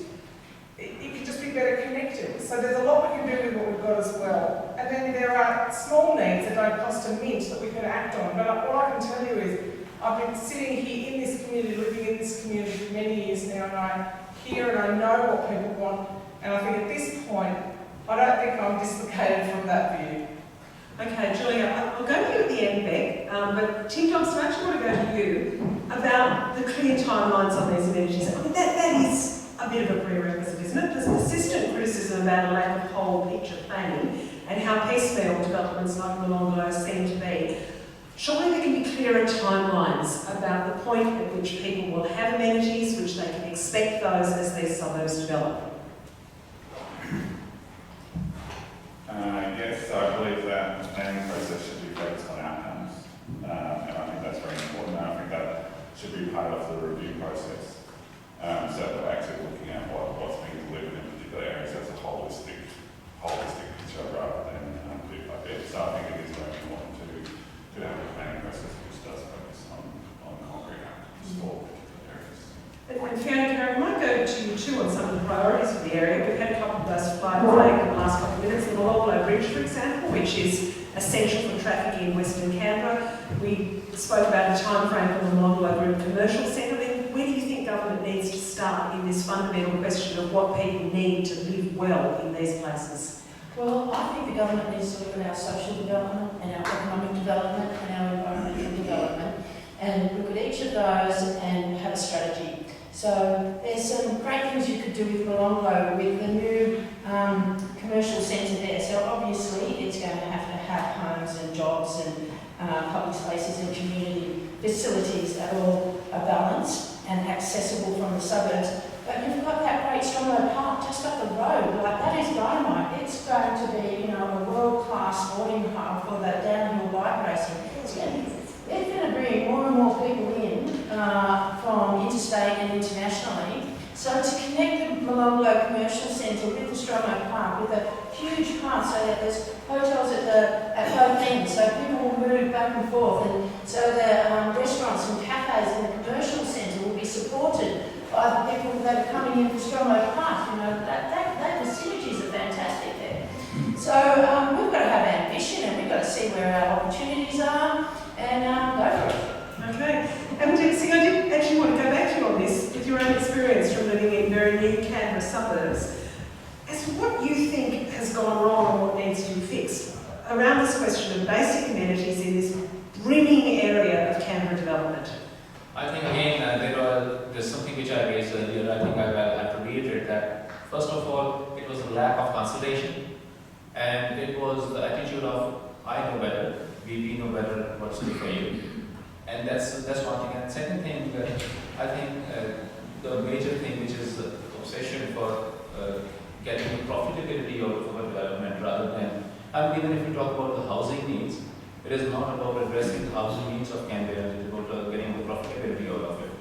And this is the reason we have seen multi-story buildings being built and congested buildings being built rather than an attitude of providing an affordable house which can be a single level dwelling, rather than providing something which is affordable housing on a piece of land and which kind of has encouraged our people to go across the borders of the world. So this is something which is required. The consultative approach is the answer. Okay, Ben Cody, where is the government on this? The Community Council say they've called again and again for clearer timelines and greater clarity about when essential infrastructure appears, for the government to listen to what community says it needs to make this a dynamic, livable, welcoming community. Of course, development is a huge engine for a government without too many other levers to pull in terms of revenue. Where's the commitment to a timeline for this infrastructure? Look, I have to say, having lived in Canberra for 45 years, I've seen a number of new developments. Gordon Condabags, Cornwall, Oxley, Tuggeranong Hyperdome. I remember when Tuggeranong Hyperdome was built, that used to be a motorbike track. Everything happens, it just takes time. I remember when Gordon was built, there were, I think there was about 8,000 or 9,000 people living out there. There were no phones. There was not even Cornwall shops. You had to come all the way back into Tuggeranong to get groceries, even just to buy bread and milk. So this is not something that happened today. And that was not under a Labor government, either, I must add. Sometimes when you have developments, there are things that just take a little more time than others. You don't know what the community's like that's going to be living there and what they might need, and we need to be able to build things around the community. The community needs to be able to have their say. They need to be able to live in an area, get the feeling of the area. As I said, Gordon, Condor and Max, I lived in Gordon. Moved out there, we didn't even have a telephone. There were no phones out there. I had to wait with a brand new baby 2 years to get phone connected out in Gordon. Now, that's just what happened. I had to drive into Canberra to use my parents' phone because that's what I wanted to do. So, I think that there's a lot we've learned from those times, and I think there's a lot we will learn from today. There is no 100% right answer today, and I'm not going to stand up here and pretend I know what that is. Planning is not my forte. I think that there's a lot we can be doing that is, I think this area is fantastic. I grew up in Canberra. I love Canberra. It's probably my favourite suburb in the whole of the ACT. Sorry guys, but it is. I love Revette. Revette's beautiful. every time I go door knocking there, the people there are fantastic. I love Molonglo Valley. You know, I remember it, and it was nothing. It was just all horse paddocks. I used to ride my horses through there. Now there's amazing houses. There's the great Strongbow Forest Park. I go up there, I can now do triathlons out of the Strongbow pool. We've got the crick track, we've got the mountain bike track, we've got the running trails. You know, there are things happening all around this area. Yes, we need more, and they're coming. It's not going to happen today. It's a bit like that silly ad, you know, that Pantene ad. You know, there's the hairdresser in me. It won't happen overnight, but it will happen. It's just... Asking us to lower our expectations. Is that what you're doing? No, I haven't at all. Let's let Beck finish, okay? You know, I think this area is such a beautiful area, and I think that we've got a long way to go, and I think there's more that we can be doing, and I think that ACT Labor hasn't finished with that, and I think a re-elected ACT Labor government is already committed to doing some more things out in Wollongong, to doing some more things around Wollongong. You know, and I look forward to bringing all those things to fruition. Thanks, Beck. Now, we are approaching, we've got, I think, several more questions to come. Numbers of them standing up, which is a good thing. We are moving into the timing that we'd allocated for other issues, and I do know we've had a lot of planning, a lot of discussion about that, a lot of law and order. I'm open to any questions from the floor, although I know that we haven't really touched on transport, we haven't talked about education or sport and recreation. But go ahead. Bill, all right, off you go. I note with interest the Liberals have committed to Whitehall, or sort of committed to it, to voting. They've committed to these intertown bus services between wherever they haven't really specified it. And this is also the Labor, on board too. What I'd like to know is, when are they going to introduce a reasonable bus service, transport connection from Woden through Weston Creek, out John Gordon Drive, linking up with all the various things out there, including that one little Strongbow Forest Park, and then over to Bell Common, so we can go and visit people in the hospital, our kids can go to CIT, private school kids can go to, what's school over there, Bradford, University of Canberra.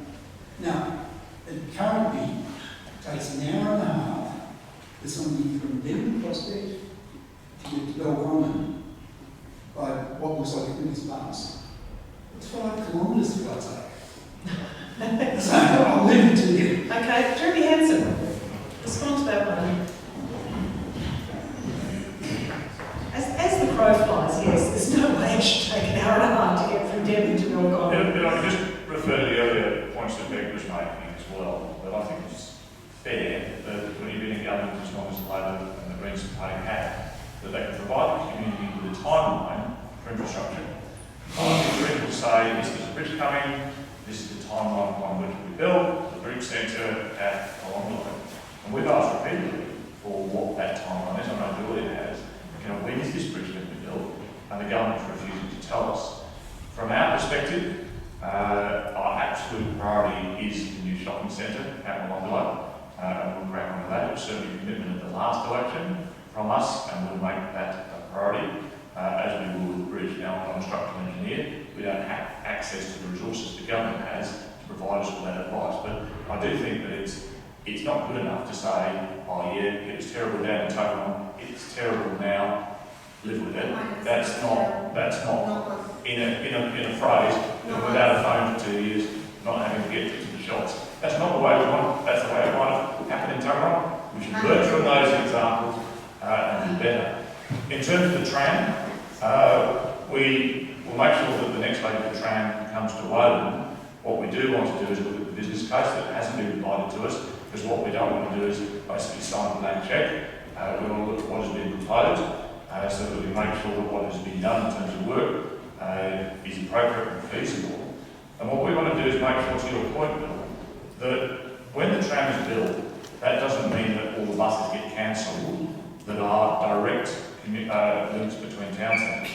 Because what's happened up north is a lot of people who had buses that would go from parts of Gungahlin to Belconnen or to other places, they found that those buses were cancelled and that they were forced basically all roads or all tracks lead to the tram. We want to make sure that we retain those services that connect our town centres. Now, I can't tell you exactly which bus route that will be for you, Bill, and I know we spoke the other day about this in terms of getting through Belconnen from one side to the other, but as a principle, we want to make sure that just because we have a tram, that doesn't mean we have a worse bus service. We've got to have a good bus service, because the reality is the tram will service commuters on a particular corridor. That doesn't mean that we all want to be going from Weston Creek into Woden to then get on the tram to go wherever we want. You can, at the moment, take a direct bus service. Jeremy had some absolute rock solid commitment though about light rail going to Woden. Yeah. So no question about that. Correct. Flip flop over. There's not been any flip flop. That is our commitment. But what we have said is we want to look at the detail. I think that's reasonable. Okay. We want to look at the business case. That's not been provided to us. I think it'd be reckless for anyone to say we're just going to sign a blank check on this. But I think we've had that debate in this community. But I think people know where I stood on that. I accept that we lost the last election, and this is progressive. It's surprising to me that the contracts haven't been signed, given that that was a commitment that was fought over at the last election. Maybe I should just get over it. That's a whole other issue. Everyone wants to respond and everyone wants to ask questions, but I'm going to go to you next. Go ahead. I'm just interested to know what respective parties plan to do about the air pollution problem in Canberra in winter, in Weston, and what's in planning, what people are planning to do to address that issue. We've heard people talk about climate change, clean air, renewable energy, etc., but we're living in 2020 with hazardous smoke blasting people's homes all winter. It's not just asthmatics that suffer, it's everybody that suffers. Many people suffer in silence, and it's, I think, an unsustainable and a very archaic and out-of-date policy to have wood burning used in an urban environment. And I'm just wondering whether there's any sort of thought about how that might be addressed in future planning. I know in Longlow people don't have wood burning areas because people decided it was a pollution issue. How can we then not address that in the office opens? Okay. Beck Cody, there has been a long program over wood burning stars, but it doesn't ameliorate the issue. And obviously there's geography involved to some degree, but how do you respond? So ACT Labor made an announcement not so long ago about interest-free loans to help householders put solar panels on their roof, move away from older hot water services, move away from heating that isn't as sustainable and as green as it can be, including wood fires and gas heating. We're also building battery storage to help with the renewable electricity, and so. But specifically on the wood burning stoves, though, and on the particular pollution, they're not gone everywhere. No, they're not, and we can't expect people.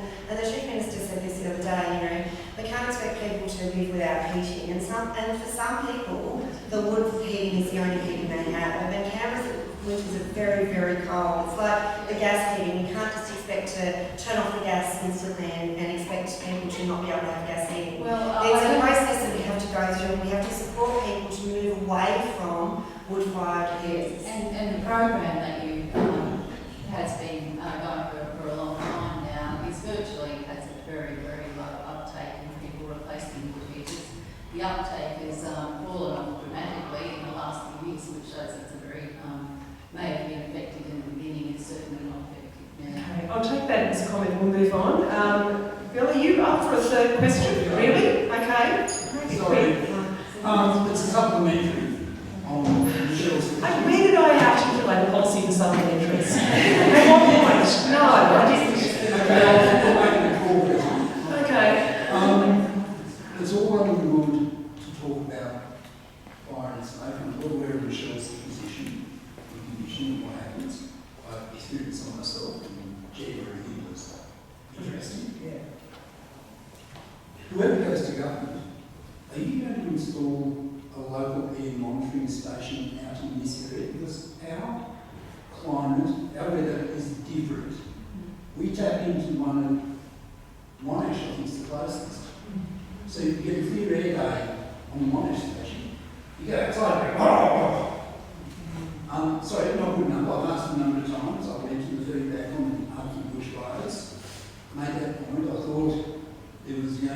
movement before summer. And guess what? It's not far away. Is somebody going to commit to giving us an early morning on those smoky days when we have bushfire, they're burning off, or we even have Bob the Bogan with his fire pit in the backyard?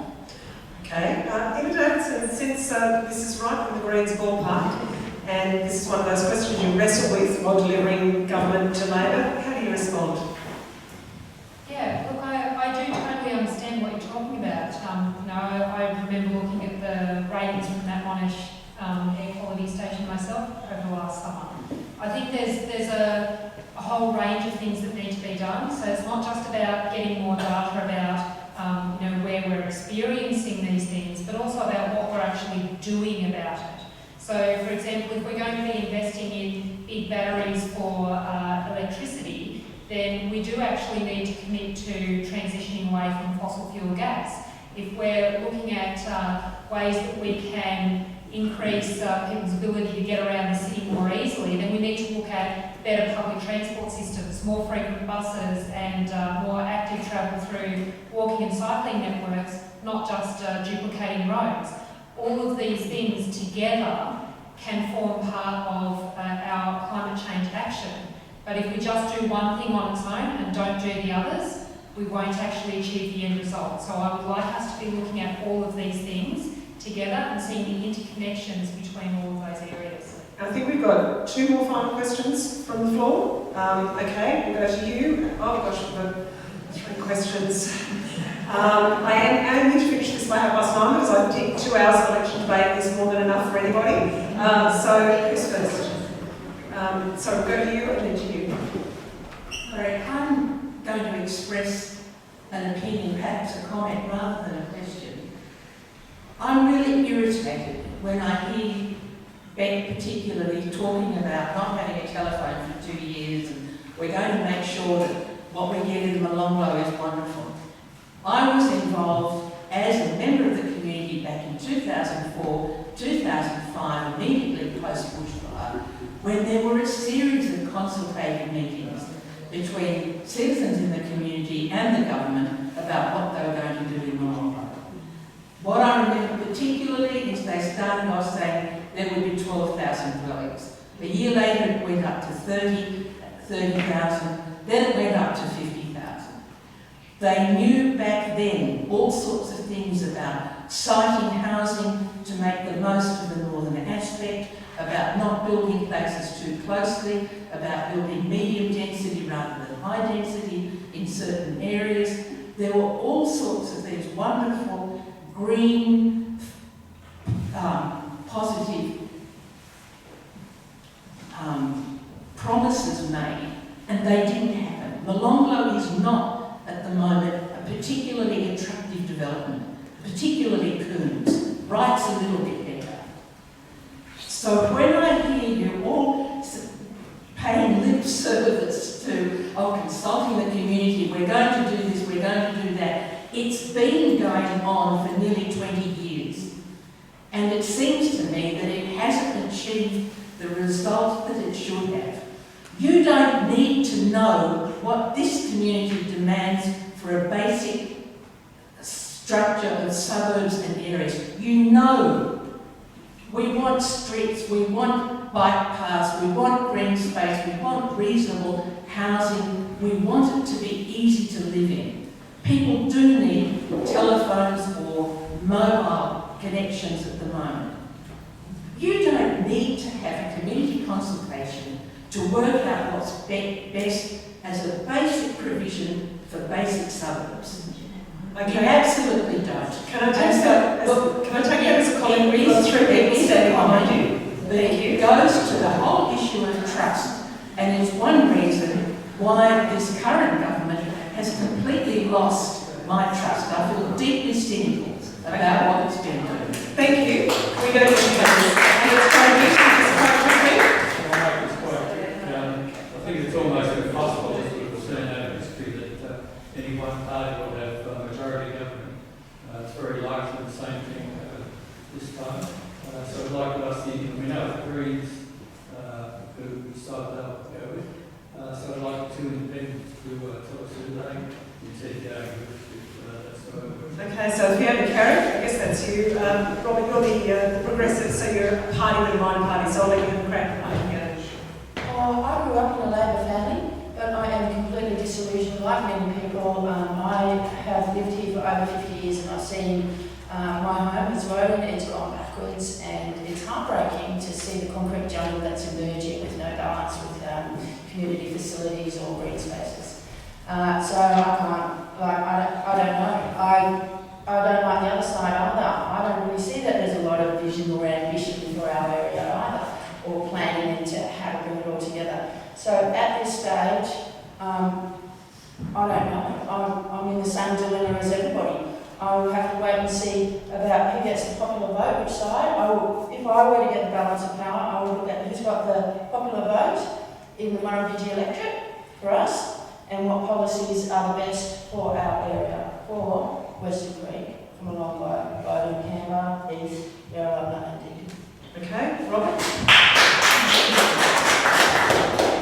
This is the perennial question that has a minor part of independent you get. And this is the answer that I give people. We are, the Australian Progressives, are pragmatic and can work with anybody, but it should be indicated in our name. We are progressive, and for a Conservative party to want to work with us, I think is pretty hard to conceive of. So without saying, that's the response I would give to you. Can I ask another question while I'm here? At warp speed. Right. Warp speed.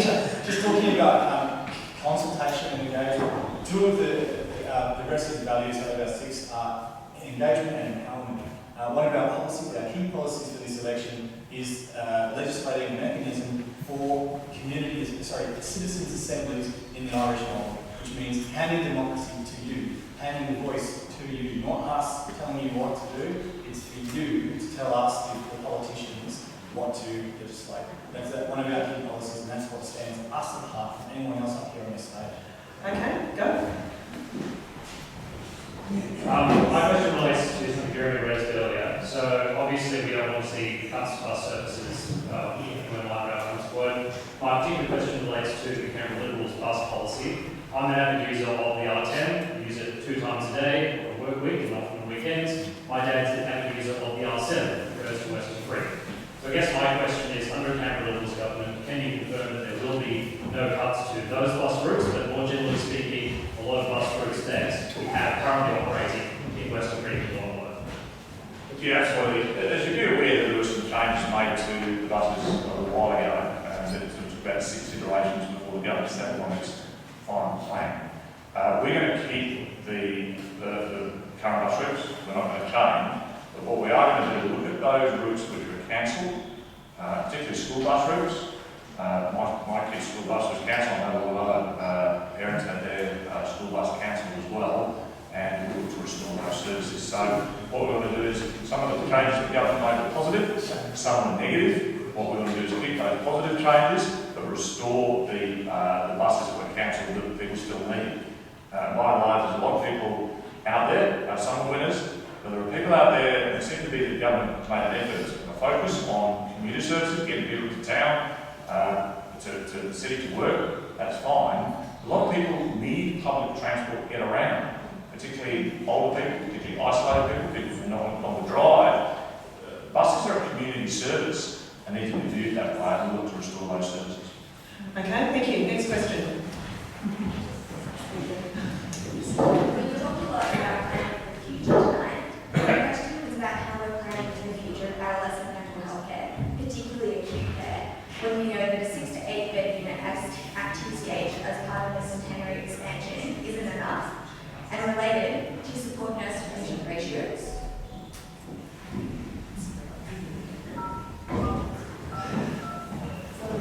Thank you. We've announced additional beds for mental health at the Calvary Hospital, but they are for adult mental health, and we are committed to delivering the government's promise at the new building on the TCH campus. But I hear what you're saying. We do need to improve mental health. Mental health is one of the things that comes back to us the most as needing improvement. I think we can, and we have already announced that we will look at expanding the adult mental health unit. So I guess those things aren't actually improving the youth mental health. But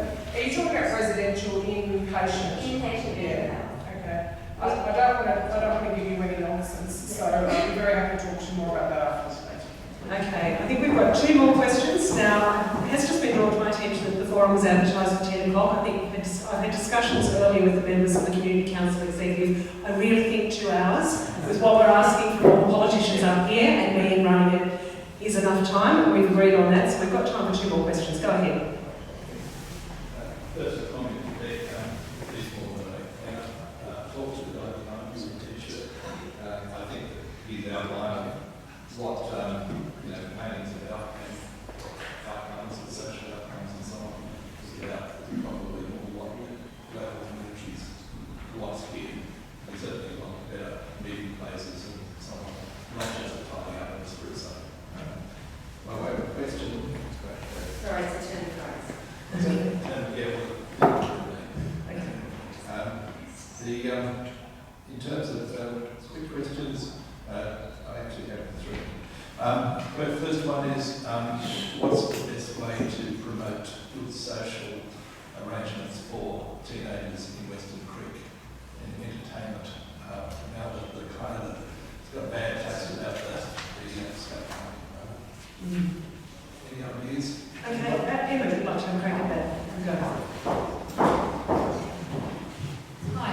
So as it happens, I'm the ACT Green spokesperson on sports and recreation. As a parent of teenagers myself, and as someone who skates, I do think that we need more facilities in the area. Making sure that there are places for young people to go and hang out and do their own thing, be independent, and to do that as part of a community is really important. These are people who want to become leaders in our community in the future, and we can't do that by banishing them to a corner and not letting them engage in facilities that are really something that they need. So greater activation of the area would really help, making sure that it's more accessible and that there's more passive surveillance with activity going on around it, so that it's really part of a whole community and it's not just a corner of a suburb, is really important in making sure that the area is safe. Having facilities where people can do a variety of sports, making sure that there are spaces for dance classes, yoga groups, all of those other things as well. So it's not just strictly about sports, but it's a broader recreation. So making sure that our community centres are spaces where we can do all of those things will really help a lot. Sounds really straight. I mean, my 3 boys were a bit bored out of their mind and all that stuff. They want to get on the mischief. I'm serious. Please, that's up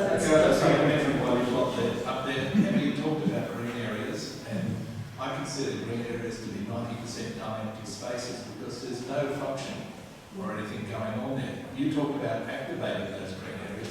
How do you envisage activating them? I do love an activated green area. I think I agree. Let's take Corman Park as an example. You've got an open green space that's right opposite a shopping centre that's full of cafes and bakeries and places to get good snacks and things like that. Some picnic tables would be fantastic and some more shade trees. It would mean that you could go into the shopping centre, get your takeaway or your treats, and then go out and enjoy them with some fresh air and some green grass under your feet and not feel like you're stuck in the middle of a megacity. That would be fantastic, rather than having, car parks around you. Okay. Terrific. Okay. Last one is who's got a policy on car share other than bringing in American companies which are taxi substitutes? There's a lot of people with a lot of cars in a city that's designed cars with great roads.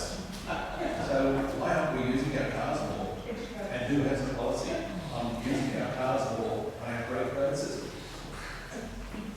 Somebody other than you, Rob, you go for it.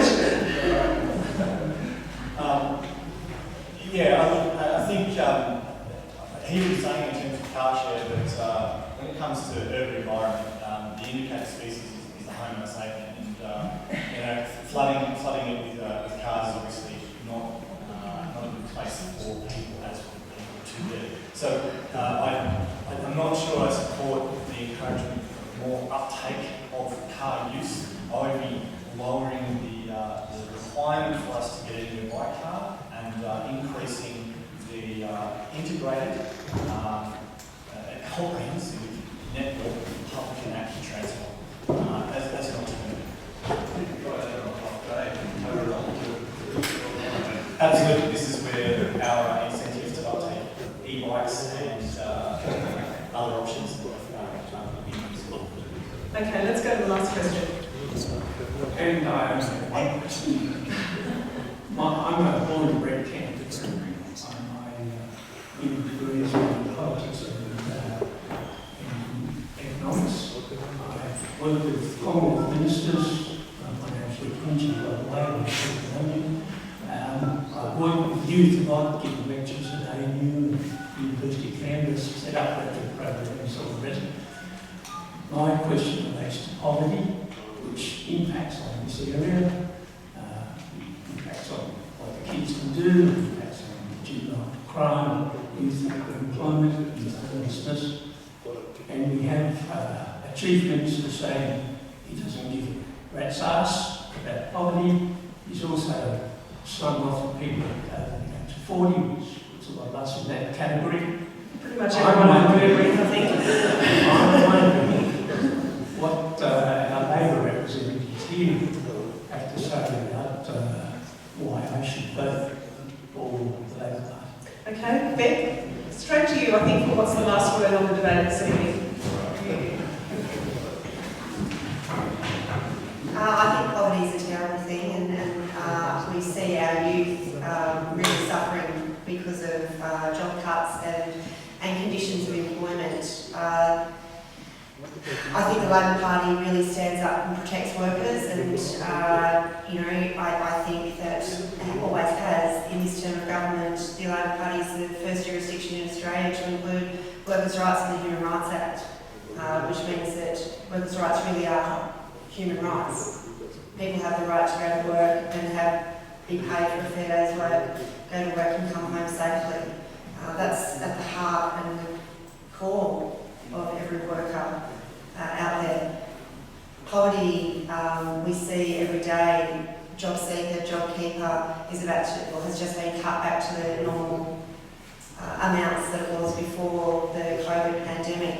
Our kids, our grandchildren are out there trying to live on bugger all money.